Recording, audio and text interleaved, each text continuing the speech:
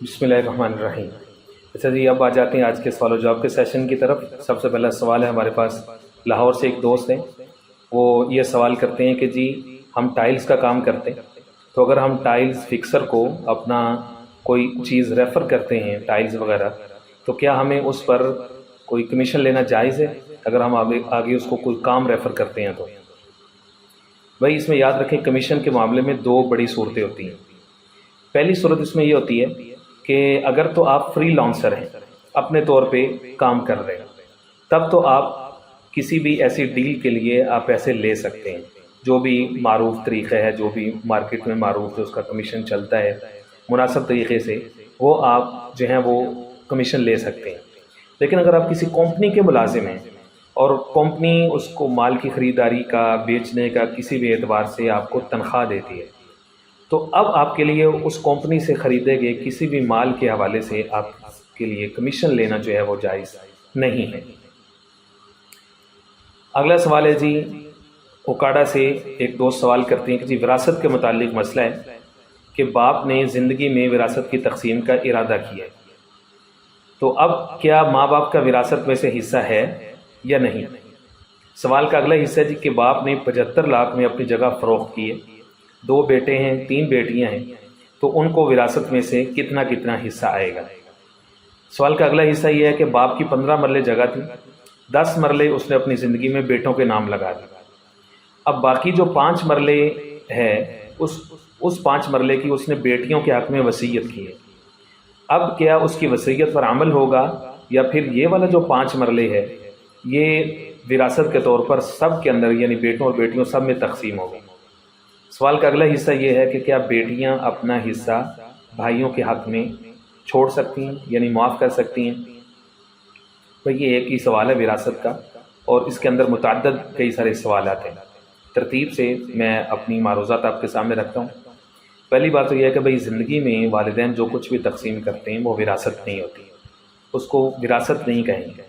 زندگی میں والدین جو تقسیم کرتے ہیں وہ تحفہ ہوتا ہے، ہدیہ ہوتا ہے اپنی اولاد کو، اور تحفہ اور ہدیہ میں اصول یہ ہے کہ آپ کسی کو ناراض نہیں کر سکتے، اس میں آپ مساوات یعنی سب نے برابری کے طور پر تقسیم کریں گے۔ اب جو وراثت کا جو اصول ہوتا ہے کہ بیٹے کو دوہرا، بیٹی کو اکہرا، یا بھائی کو دوہرا، بہن کو اکہرا، زندگی میں اگر تقسیم کریں گے تو اس میں کسی کو ناراض کرنا، کسی کو کم زیادہ دینا اور بیٹوں بیٹیوں میں کدورتیں پیدا ہوں، آپس میں کوئی لڑائی کی شکل بنے، یہ درست نہیں ہے۔ ہاں اس میں ایک جزئی فقہا نے لکھی ہے، اور وہ یہ ہے کہ اگر کوئی بہت زیادہ خدمت میں آگے ہے یا کسی اور بنیاد پر اس کے ساتھ والدین کا تعلق زیادہ ہے، یا کوئی معذوری ہے، ڈسیبلٹی ہے، یا والدین کسی کے پاس رہتے ہیں، تو پھر بھی معروف طریقے سے کوشش یہ کریں کہ دوسری اولاد جو ہے وہ ناراض نہ ہو، ان کو کانفیڈنس ملے، تو ایسی صورت میں کہ اوپر نیچے کسی کو کم یا زیادہ جو ہے وہ دے سکتے ہیں، لیکن اعتماد میں لے کے۔ سب سے پہلی بات اس بات کو یقینی بنانا ہے کہ آپ اپنی اولاد کو پیسے دیں، وراثت دیں، ان کو جھگڑے میں کوئی صورت جو ہے نا وہ وراثت میں نہ دے کے جائیں کہ وہ ہمیشہ کے لیے اگلی نسلوں تک آپس میں جو ہے وہ چند مرلے زمین کے اوپر، چند ٹکوں کے اوپر وہ جو ہے نا وہ آپس میں لڑتے رہیں۔ تو والدین کو اس میں بہت محتاط ہونا پڑتا ہے، زندگی میں اس کو مساوی طریقے سے تقسیم کرنا چاہیے۔ سوال کا اگلا حصہ، اس کا جواب یہ ہے کہ بھئی جب سارا کچھ ہی باپ کا ہے تو اس کا وراثت میں سے حصہ کا سوال ہی تک ہی نہیں بنتا۔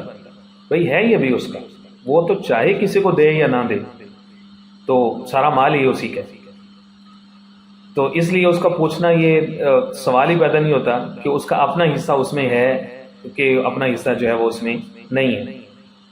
البتہ اگر وہ تقسیم کرنا چاہتا ہے، باپ ہے یا ماں ہے، اپنا جو کچھ بھی تقسیم کرنا چاہیں، تو ان کو یہ چاہیے کہ سارا کچھ اولاد میں تقسیم کر کے ان کے جو ہے وہ ان کے لیے معذور نہ ہو کے بیٹھ جائیں، یا ان کے لیے جو ہے وہ اس طرح سے نہ بیٹھیں کہ اب ان کی طرف ان کو دیکھنا پڑے، ان کے محتاج نہ بنیں، بلکہ کچھ نہ کچھ اپنے لیے بچا لیں۔ ضرورت کی رہائش ہے، کوئی ضرورت کا خرچہ ہے، اپنے معاملات تو تھوڑے سے وہ چلا سکیں، بجائے اس کے کہ اولاد کے جو ہے ان کو محتاج بننا پڑے۔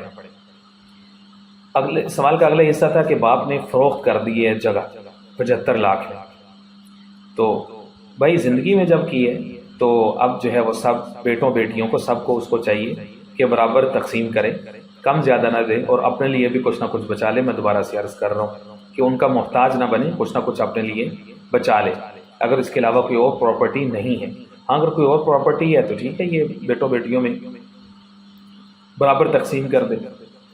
اگلا یہ ہے کہ اگر باپ نے زندگی میں جو ہے وہ 10 مرلے بیٹوں کو نام کر دی تھی، اگر تو نام کر دی تھی تو زندگی میں دے دی، باقی جو 5 مرلے جو بچ گئی ہے وہ بیٹیوں کے لیے وصیت کر دی. بھئی وارث کے لیے وصیت ہے ہی نہیں سرے سے، لا وصیت لوارث، یہ ہمارے یہاں غلط کانسیپٹ ہے. اب وہ وراثت بن چکی ہے، اب وہ صرف بیٹیوں کی نہیں ہے، شرعی اصول کے مطابق اس میں بیٹوں کا بھی حصہ ہے، کیونکہ اب وہ وراثت ہے، وہ وصیت کا مال نہیں ہے. تو جب وہ وراثت ہے تو اب جو ہے وہ بیٹیاں اور بیٹوں دونوں اس کی ٹوٹل قیمت لگائی جائے گی، اور بیٹے کو دوہرا اور بیٹی کو اکارہ حصہ دیا جائے گا. یہ ہے شرعی اصول. البتہ اخلاقی طور پر بھائیوں کو یہ چاہیے کہ جب وہ آلریڈی 10 مرلے لے چکے ہیں زندگی کے اندر، تو اب 5 مرلے وہ بیٹیوں کے حق میں چھوڑ دیں اور اس میں مطالبہ نہ کریں. ادروائز شرعی قانون کے مطابق تو بھائی اب اس میں حصے دار ہیں، اس میں جو ہے وہ کوئی دوسری رائے نہیں ہے. اور جو اگلا سوال ہے وہ یہ ہے کہ کیا بیٹیاں اپنا حصہ چھوڑ سکتی ہیں؟ بھئی شرعی اعتبار سے تو جس کا جو بھی حصہ ہے وہ چاہے چھوڑ دیں، معاف کر دیں، ہر انسان کو اختیار ہے اس بات کا. لیکن جو وراثت کا مسئلہ ہے نا، اس میں ٹرینڈ یہ ہے کہ لوگ بالجبر یا کسی بھی طریقے سے اخلاقی دباؤ وغیرہ کے ذریعے سے بہنوں کو بیٹیوں کو وراثت سے محروم کرتے ہیں. خاص طور پر بھائی زمیندار طبقہ، ان کا الگ سٹائل ہوتا ہے، جو بزنس مین ہوتے ہیں ان کا الگ سٹائل ہوتا ہے، ہر گھر کی الگ الگ طریقہ ہے، لیکن خلاصہ سب کا یہی ہے کہ بہنوں اور بیٹیوں کو وراثت سے محروم کرتے ہیں. بعض طور پر اماں خود بیٹیوں کو وراثت سے محروم کرتی ہے کہ ہمارا مال ان کے ذریعے سے کسی اور کے گھروں میں جائے گا، یعنی دمادوں اور جوائیوں کے پاس جائے گا، نہیں دیتی. تو وہ بہنوں کو مجبور کر دیتی ہیں کہ وہ بھائیوں کے حق میں اپنے حصے سے دستبردار ہو جائیں. یا گھر کے بڑے بوڑھے بزرگ باپ دادا وغیرہ بیٹھتے ہیں اور وہ بہنوں کو بیٹیوں کو وراثت سے محروم کرتے ہیں. یہ درست نہیں ہے طریقہ. بہنوں کو چاہیے، بیٹیوں کو چاہیے کہ اپنا حصہ لیں، ساڈا حق ایتھے رکھ، اس طریقے پر بھئی اس ہمارا حق ہے، جو بھی ادب کے دائرے میں رہ کے حصہ چھوڑے نہیں، لیں ضرور. اس کی وجہ یہ ہے کہ چند مالدار بیٹیاں ہوں گی، بہنیں ہوں گی جو چھوڑ سکتی ہوں گی. آپ نے غلط مثال قائم کی نا، ہزاروں ان لاکھوں ان بیٹوں بیٹیوں کو کیا بنے گا کہ جو آپ کے اس پریسیڈنٹ کو، آپ کی اس چیز کو سامنے رکھ کے جس طرح کے ہو رہا ہے معروف طریقے سے سوسائٹی میں، لوگ نہیں دے رہے حصہ، اور وہ مثالیں دیتے ہیں کہ جی فلاں فلاں نے بھی چھوڑ دیا تھا، فلانی نے چھوڑ دیا تھا، فلانی نے چھوڑ دیا تھا، بھائی ہیں دے دو، چھوڑو، ہمارے لیے دعا کریں گے، کن کے گھروں میں تم نے آنا جانا ہے، بعد میں کس کے گھروں میں آنا. اس طریقے سے ڈراوے وغیرہ دے کے بہنوں سے معاف کروا رہے. بھائی نہیں معاف کروا، لیں اپنے قبضے میں کریں. اس کے بعد دیکھیں کوئی بھائی کمزور ہے، کوئی ضرورت مند ہے، کسی کو کوئی ضرورت ہے تو اس کے اوپر دیں تاکہ وہ آپ کا احسان مند رہے. ایسے منہ زبانی معافی کی شریعت میں جو ہے وہ کوئی بھی حیثیت نہیں. اگلا جو سوال ہے وہ لاہور ہی سے ایک دوست سوال کرتے ہیں کہ جی ہمارے تائی کے بیٹے نے ادھار لیا 1 لاکھ روپے. اب جب واپس کرنے کی باری آئی ہے تو وہ کہتا ہے کہ میں نے آپ سے فلاں فلاں موقع پر پیسے لینے تھے، میں نے تو گویا کہ میرے آپ کی طرف آلریڈی پیسے تھے تو لہٰذا میں نے اس میں کاٹ لیے. ہم نے کہا بھائی کوئی ثبوت، کوئی گواہ کہ آپ نے ہمارے سے 1 لاکھ روپے کب کیسے لینا تھا. تو وہ کوئی ثبوت بھی نہیں دیتا، لیکن ایک ہی رٹ لگاتا ہے کہ جی میرے آپ کی طرف پیسے تھے تو وہ میں نے اب جو ہے وہ بیلنس کر لیا. اب صورتحال یہ ہے مفتی صاحب کہ وہ ہمارے کاروبار میں ہمارے ساتھ شریک ہے. اب ہم چاہیں تو اس 1 لاکھ کو کسی نہ کسی طریقے سے نکلوا سکتے ہیں، اس کو بتائے بغیر. اس کو پتہ اگر چلے گا بتا کے نکالیں گے تو وہ یا تو نکالنے نہیں دے گا، یا پھر ہم نکالیں گے تو رشتہ داری خراب ہوگی، تعلق خراب ہوگا. تو اس کا ہمیں مناسب طریقہ یہ لگتا ہے کہ کیا ہم اس کو بتائے بغیر 1 لاکھ روپیہ نکلوا سکتے ہیں، اپنا پورا کر سکتے ہیں. بھائی یہ شرعی مسئلے سے زیادہ تو ایک ٹرک ہی ہے. اس میں شرعی طور پر یہ اس کی صورت یہ بن سکتی ہے کہ آپ ایسا کریں کہ ظاہر آپ کا قرض ہے، آپ حقدار ہیں اور اس کے پاس کوئی گواہ ہے نہیں، تو آپ جو ہیں وہ 2 کاروباری کوئی دوست یا اپنے ہی کاروبار سے متعلقہ لوگ ان کو گواہ بنائیں. ان کو گواہ بنائیں اس صورت کے اوپر کہ ہم اس طرح سے یہ رقم لے رہے ہیں اور ہم اپنا کام جو ہے وہ پورا کر رہے ہیں. کل کلا اگر وہ گواہ لے آتا ہے یا کوئی ثبوت لے آتا ہے یا آپ کو پتہ چلتا ہے کہ واقعتاً ہم نے 1 لاکھ روپیہ دینا تھا ان کا، تو پھر آپ جو 1 لاکھ نکالیں گے یہ پھر آپ دینے کے پابند ہوں گے. ہاں اگر اس کے پاس کوئی ثبوت نہیں، کوئی گواہ نہیں، تو یہ 2 لوگ کم از کم جو ہے وہ آپ کی طرف سے ایک گواہ کے طور پر کھڑے ہو سکیں اور آپ کے لیے وہ 1 لاکھ روپے اپنا نکل بھی جائے اور آپ کی رشتہ داری بھی جو ہے وہ بچ جائے۔ اگلا سوال ہے، ایک بہن پوچھتی ہیں کہ جی مفتی صاحب کیا بچے کو دودھ پلانا عورت پر واجب ہے؟ واجب ہے تو کتنی مدت تک، اور کیا عورت الگ سے اجرت کا مطالبہ کر سکتی ہے، یعنی گھر کا جو نان و نفقہ ریگولر ہے اس سے الگ؟ بہن اس میں یہ ہے کہ واجب اس سینس میں ہے، اس کو شریعت کہتی ہے دیانتاً واجب ہے۔ دیانتاً سے مراد یہ ہے کہ کوئی قانون آپ کو نہیں پکڑ سکتا اگر آپ نہیں پلاتی ہیں۔ ہاں البتہ اگر آپ جان بوجھ کے نہیں پلا رہی بچے کو دودھ تو آپ اللہ کے ہاں گناہ گار ہوں گی۔ البتہ مرد جو ہے وہ جبر، اکراہ اور زبردستی اس کے اوپر نہیں کر سکتا۔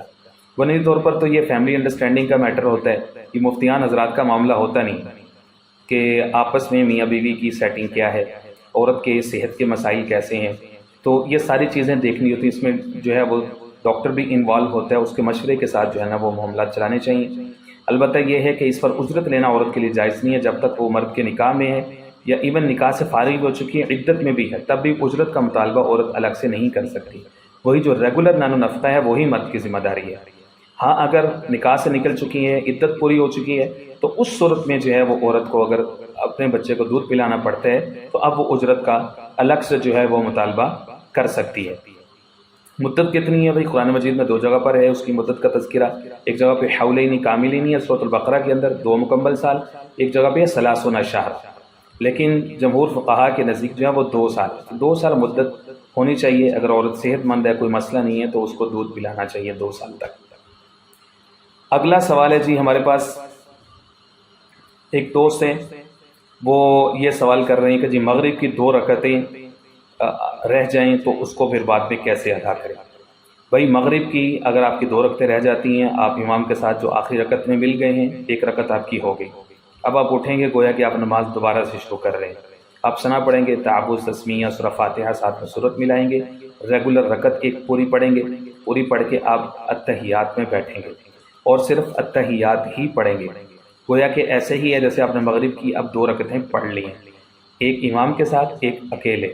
اب آپ کی 2 رکعتیں ہو گئی ہیں، تو 2 رکعتوں کے بعد بیٹھا کرتے ہیں مغرب میں اور صرف قاعدے کے اندر اتحیات پڑھتے ہیں۔